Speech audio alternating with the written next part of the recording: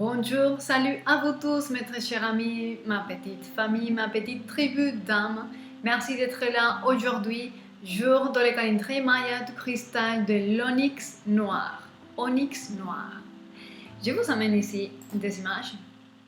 En haut, vous avez l'onyx noir qui a été poli et en bas, il n'est pas poli. Donc c'est un peu brut et ça se voit beaucoup plus noir, foncé.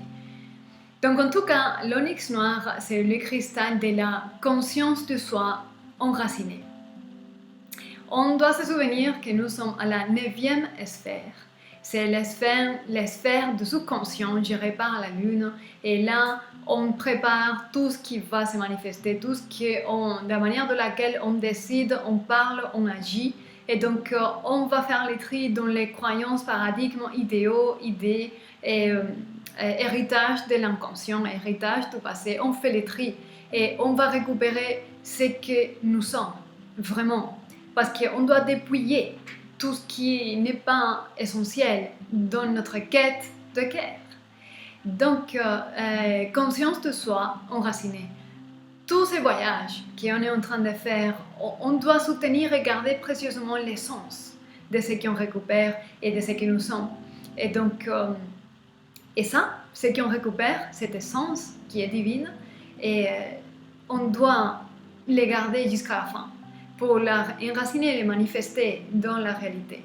Donc, on va vraiment ancrer fortement et faire la place dans notre subconscient à toute cette essence, toutes ces parties essentielles de nous que nous sommes récupérés, nous avons récupéré, que nous avons récupéré durant tous ces voyages.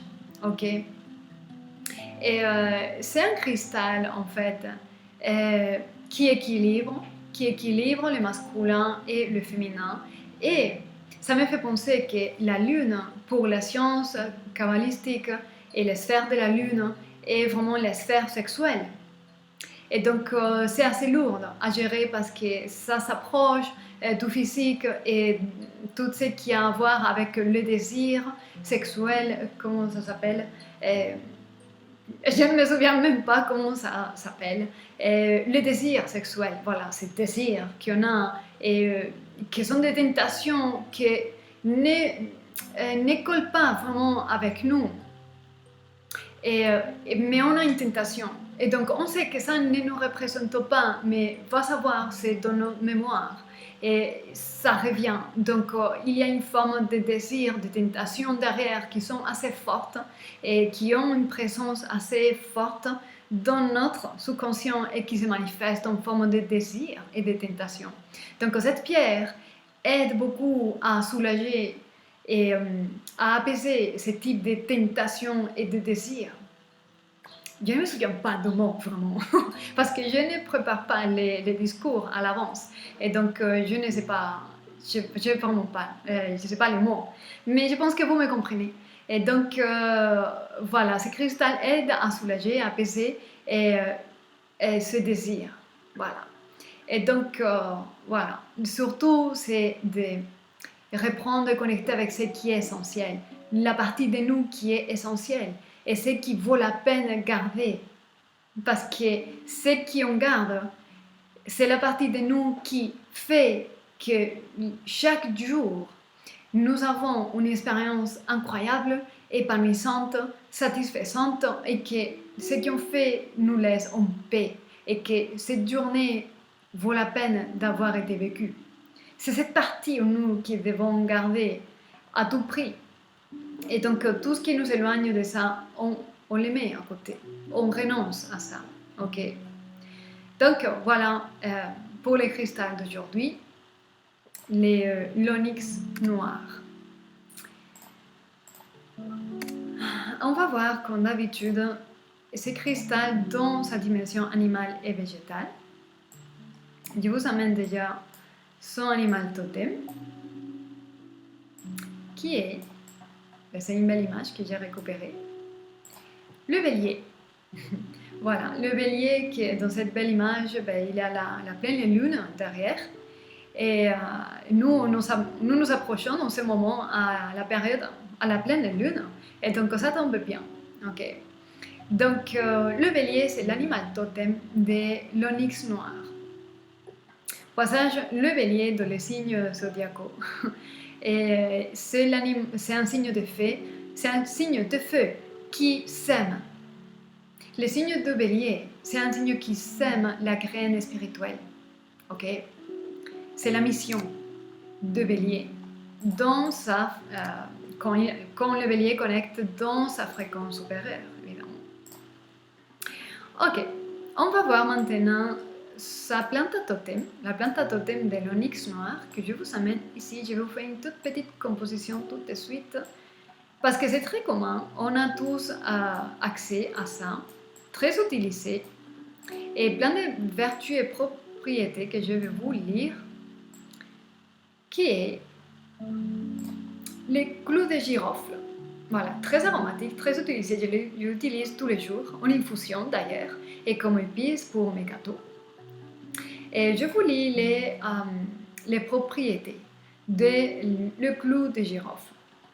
Il est originaire de l'Indonésie. Le girofle est connu pour ses nombreux bienfaits, comme vertu anti-inflammatoire, apaise les douleurs musculaires.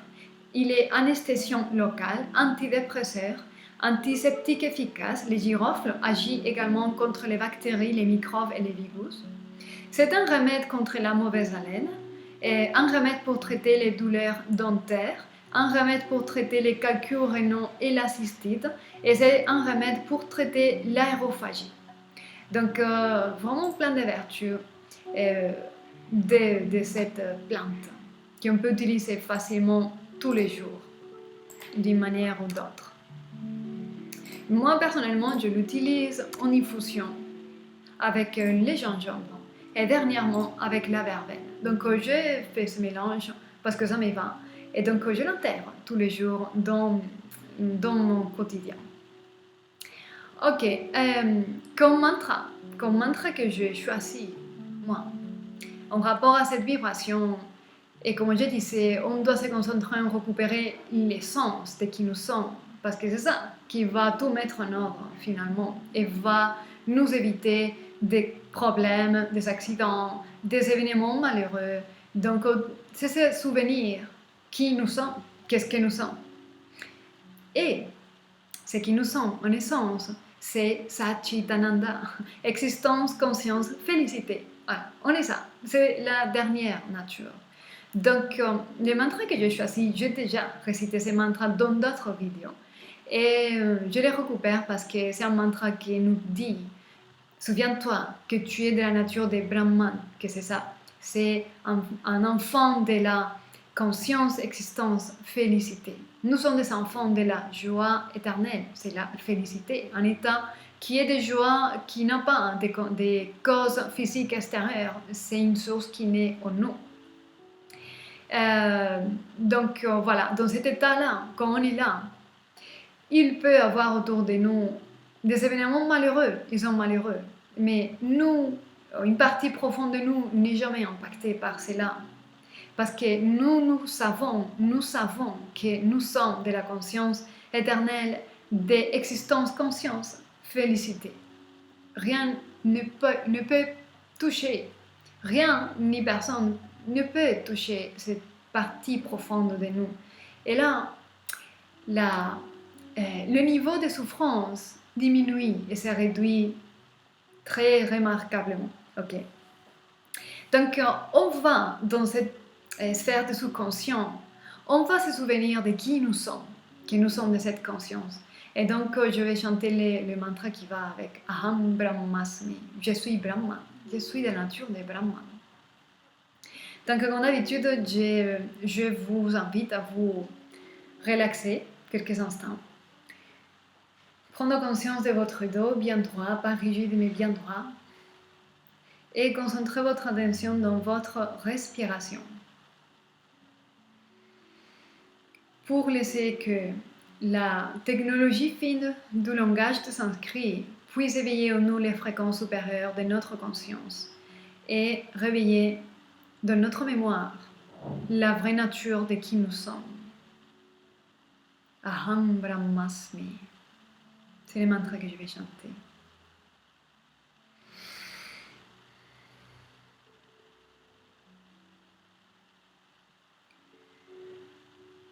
Aham Brahmasmi Nityamukta Svarupoham Satchidananda Svarupoham Aham Brahmasmi Nityamukta Svarupoham Satchidananda Svarupoham Aham Brahmasmi Nityamukta Svarupoham Satchidananda Svarupoham Aham Brahmasmi Nityamukta Svarupoham Satchidananda Svarupoham Aham Brahmasmi Nityamukta Svarupoham Satchidananda Svarupoham Om Shanti Shanti Shanti Harihi Om.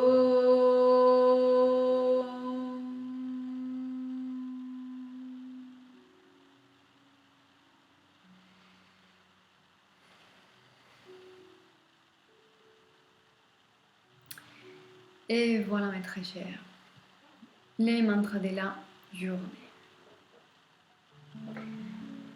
Donc, pour finir la vidéo, je vais réaliser comme d'habitude un petit tirage de tarot pour voir que le message a passé pour quelqu'un ici aujourd'hui. Ok? On va voir que le message ici pour vous ou quelqu'un parmi vous. Alors, voyons donc.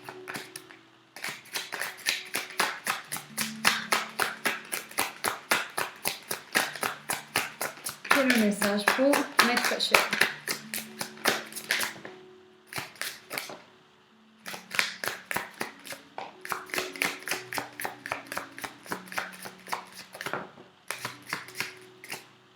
Ok. Alors, qu'est-ce que j'ai ici? Ça a pris son temps vraiment à sortir les cartes.